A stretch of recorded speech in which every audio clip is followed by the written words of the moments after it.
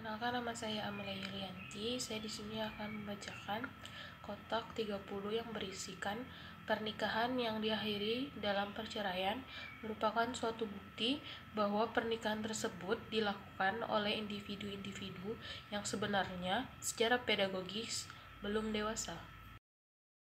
Pernikahan dan perceraian. Pernikahan adalah upacara pengikatan janji nikah yang dirayakan atau dilaksanakan oleh dua orang dengan maksud meresmikan ikatan perkawinan secara agama, norma hukum, dan norma sosial. Yang selanjutnya perceraian. Perceraian adalah berakhirnya suatu pernikahan. Saat kedua pasangan tak ingin melanjutkan kehidupan pernikahannya, mereka bisa meminta pemerintah untuk dipisahkan.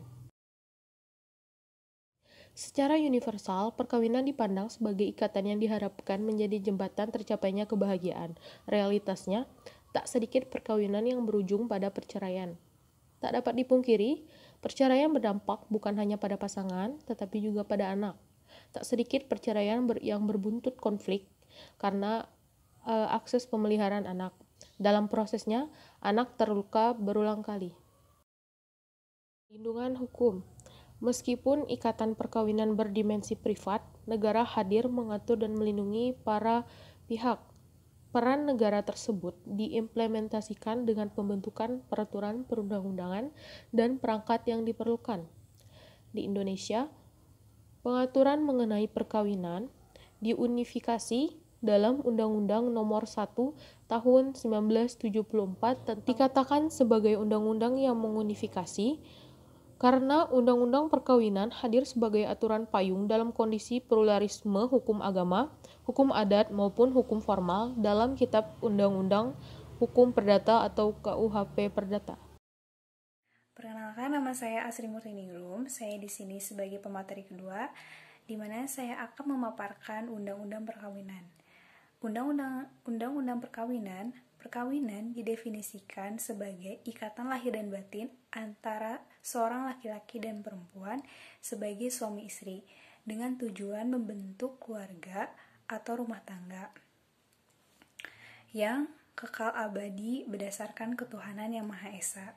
Definisi tersebut menggambarkan bahwasanya perkawinan merupakan ikatan yang sakral yang tidak semata-mata hubungan hukum suami dan istri.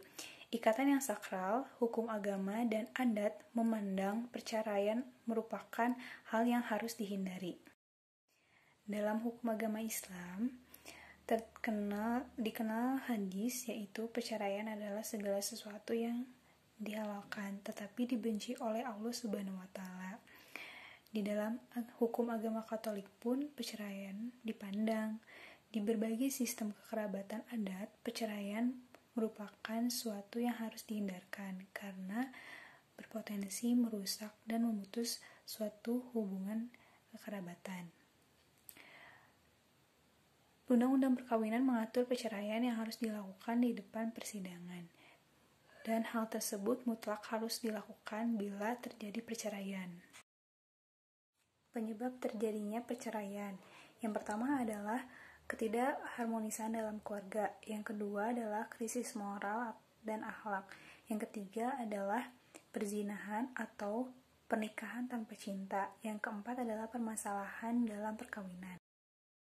Kondisi ini disebabkan karena ketidaksiapan pasangan dalam usia fisik dan mental yang masih muda, menyebabkan mereka tidak sanggup atau tidak memiliki kemampuan dalam mengatur emosionalnya. Dampak perceraian pada anak usia dini. Pada anak usia 2-5 tahun, anak mulai menyadari ketiadaan sosok orang tuanya, yaitu ayah atau ibu. Pada masa ini kebutuhan akan perhatian, rasa kasih sayang sangat tinggi. Permasalahan yang mungkin timbul adalah kasih sayang yang tidak penuh dari kedua orang tua itu, yang kemudian dapat mengakibatkan emosi negatif pada anak yang berlebihan seperti rasa rendah diri, kecewa, marah, dan sikap agresif. Sesuai perilaku agresif akan muncul perasaan cemas dan rasa bersalah. Banyak anak merasa bahwa mereka penyebab konflik kedua orang tua mereka sehingga terjadinya perpisahan pada keduanya sehingga dalam diri mereka timbul perasaan rasa bersalah. Rasa bersalah yang dirasakan anak dapat berkembang menjadi kebencian pada dirinya sendiri dan ketakutan terhadap tindakannya sendiri dan orang lain. Bila orang tua tidak memberikan penjelasan yang tepat dan dapat dimengerti anak mengenai alasan perpisahan mereka, maka emosi negatif tersebut akan mempengaruhi kehidupan sosial anak di masa yang akan datang dalam bentuk perilaku destruktif. Perilaku destruktif ini merupakan tindakan menghancurkan, merusak, dan memusnahkan dan dapat dikatakan sebagai tindakan yang merugikan dirinya dan orang tua dan orang lain. Perceraian memiliki pengaruh terhadap tumbuh dan kembang anak usia dini, terutama berkaitan pada pengelolaan emosi, perilaku sosial, serta kesehatan anak. Dampak tersebut dipengaruhi pula oleh sikap orang tua terhadap anak pasca perceraian. Juga meninggalkan dampak bagi semua orang anggota keluarga, baik terhadap pasangan yang bercerai maupun anak, seperti perasaan kecewa, kesedihan, stres, marah, trauma, menurunnya prestasi, menyalahkan diri sendiri dan orang tua, dan putusnya tali silaturahmi di antara keluarga kedua belah pihak. Perkenalkan, nama saya Salsabila Putri Mudia. Saya pemateri keempat. Pada situasi ini, perceraian yang dilakukan terjadi karena baik psikis ataupun mental belum terlalu dewasa dalam menyikapi permasalahan dalam rumah tangga. Hal tersebut dapat memunculkan emosi yang sedang labil, belum bisa berpikir dewasa untuk kedepannya, dan dampak yang ditimbulkan seperti dikarenakan pemikiran yang belum sempurna. Menurut psikolog Alzena Mashkouri, orang tua tidak sepenuhnya bersalah ketika perceraian terjadi, sebab tidak semua orang bisa berkompromi dengan ketidakcocokan pasangan. Akan tetapi, rasa bersalah terhadap anak pasti dirasakan orang tua yang bercerai. Berikut dampak jangka panjang perceraian orang tua bagi anak, yaitu 1. Masalah perilaku dan sosial, 2. Kesulitan dengan hubungan, 3. Rawan penyalahgunaan obat penenang, 4. Depresi, 5. Pendidikan yang buruk dan posisi sosial ekonomi. Berikut dampak jangka pendek pada anak, yaitu 1. Kecemasan, 2. Stres yang konstan, 3. Kesedihan yang mendalam, 4. Kekecewaan dan kesusahan. Peran seorang guru. Sebagai seorang guru yang baik, ketika kita menghadapi anak yang menjadi korban dari broken home, adalah dengan mendekati anak tersebut dengan lembut, berbicara dari hati ke hati, dan pada saat menghadapi anak tersebut, jadilah teman mereka, bukan guru mereka. Karena yang mereka butuhkan adalah teman yang dapat mengerti mereka dan dapat membantu mereka. Pendekatan yang baik adalah dengan mengobrol dengan mereka di luar jam kelas, bukan di dalam lingkungan sekolah dan dalam cuaca yang cerah, karena cuaca juga memberikan faktor yang sangat penting dalam proses pendekatan dengan anak broken home. Saya di sini Santika akan melanjutkan materi selanjutnya, yaitu guru harus ada pendekatan yang intensif kepada siswa. Cobalah mengajak ngobrol mengenai hal-hal yang sangat mereka sukai, hingga tanpa diminta, anak tersebut akan menceritakan sendiri kepada kita perihal yang akan terjadi di keluarganya. Bercerita tentang masalah yang dihadapi siswa secara tidak sadar akan membantu mereka dalam menghadapi masalah tersebut. Selanjutnya yaitu cara menghindari terjadinya perceraian. Menikah memerlukan perencanaan yang benar-benar matang. Tak hanya memikirkan bagaimana cara menggelar acara resepsi yang indah dan tak terlupakan, tetapi Anda juga perlu melakukan sejumlah persiapan mental dan fisik dengan seksama. Pernikahan yang solid membutuhkan tim yang juga kuat untuk mencapainya. Anda dan pasangan Anda perlu melakukan sejumlah persiapan sebelum menikah, mulai dari persiapan mental hingga fisik. Yang pertama ada persiapan mental. Berikut persiapan mental yang perlu diperhatikan untuk membantu Anda merancang kehidupan yang baru. Yang pertama itu tingkatkan kualitas diri. Dalam sebuah pernikahan, suami istri adalah tim. Masing-masing harus berusaha menjaga kekompakan demi mewujudkan kehidupan rumah tangga yang selaras. Yang kedua, asas kemampuan berkomunikasi.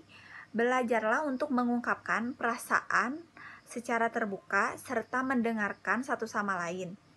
Saat terjadi kesalahpahaman, cobalah untuk menyelesaikan dengan cara bertanya baik-baik ketimbang reaktif atau langsung marah. Selanjutnya yaitu bicarakan soal anak. Nah, ini menjadi satu dari beragam pertanyaan yang akan diajukan oleh keluarga dan kerabat Anda setelah menikah. Anda dan pasangan wajib membicarakan hal perihal soal anak sebelum menikah agar tidak menimbulkan masalah di kemudian hari. Bicarakan apakah Anda dan pasangan ingin memiliki anak untuk meneruskan keturunan. Jika ya, kapan waktu yang kira-kira tepat? Berapa banyak anak yang ingin Anda miliki? Kemudian, bila ada masalah dengan kesuburan, apakah Anda dan pasangan bersedia untuk adopsi? Itu terbuka mengenai keuangan. Isu keuangan seringkali menjadi alasan utama dari perceraian. Karena itu, jangan anggap tabu persoalan finansial dan jadikan sebagai bagian dari persiapan sebelum menikah. Sebelum menikah, sebaiknya diskusikan secara terbuka mengenai keadaan keuangan masing-masing. Misalnya, pendapatan rutin, aset, serta masalah keuangan yang tengah dihadapi. Bicarakan juga rencana terkait finansial di masa depan. Contohnya, investasi yang mungkin akan dilakukan, pengolahan keuangan dan rumah tangga, dan lainnya. Tentukan batasan-batasan. Masing-masing individu memiliki sudut pandang dan keinginan yang berbeda-beda. Ada kalanya hal ini memantik pertengkaran yang tak perlu dalam rumah tangga. Untuk itu, buatlah batasan-batasan mengenai ruang pribadi sebelum menikah. Sebagai contoh, putuskan apakah pasangan boleh tetap mengadakan kontak dengan mantan kekasih, berapa lama suami atau istri boleh berkumpul dengan teman-temannya, hingga berapa lama waktu yang dibutuhkan untuk me time. Selanjutnya yaitu persiapan fisik. Setiap pasangan yang hendak menikah atau ingin memiliki anak perlu menjalani premarital check-up atau pemeriksaan kesehatan sebelum menikah. Hal ini bertujuan untuk mencegah penularan penyakit antar pasangan serta pada keturunan. A. Pemeriksaan fisik secara lengkap. Selama pemeriksaan fisik, dokter akan mengecek tanda-tanda vital seperti denyut nadi, tekanan darah, laju pernafasan, sistem pencernaan, dan yang lainnya. B. Pemeriksaan penyakit genetik. Pemeriksaan ini dapat melihat apakah Anda atau pasangan memiliki gen atau pembawa kelainan genetik. Tes genetik juga bisa memberikan gambaran seberapa besar resiko anak untuk mewarisi gen yang sama. C. Pemeriksaan penyakit menular. Pemeriksaan penyakit menular meliputi hepatitis B, hepatitis C, dan HIV atau AIDS. Dokter akan menganalisis sampel darah dan urin Anda saat tes. Tes ini juga memungkinkan dokter untuk mengecek kemungkinan penyakit menular seksual pada Anda dan pasangan. D. Pemeriksaan organ reproduksi. Tujuan dari pemeriksaan ini adalah melihat apakah organ reproduksi diri Anda dan pasangan dalam keadaan baik atau tidak. Bila terdapat kejanggalan atau masalah, tindak penanganan kemudian bisa dilakukan. Tes alergi. Sangat penting untuk melakukan tes alergi. Pasalnya, alergi bisa diwariskan dari keluarga. Alergi juga dapat berakibat fatal jika tak ditangani dengan baik. Kesimpulannya adalah, perceraian memang hukumnya sah saja di mata hukum dan juga halal menurut agama Islam dengan ketetapan dan alasan yang tidak merugikan kedua belah pihak. Tetapi, perceraian adalah hal yang sangat dibenci oleh Allah Subhanahu wa Ta'ala. Oleh karena itu, janganlah menjadikan sebuah perceraian sebagai jalan keluar untuk sebuah masalah dalam keluarga. Bukan hanya suami dan istri yang menderita, tetapi juga anak dan orang yang di sekitarnya.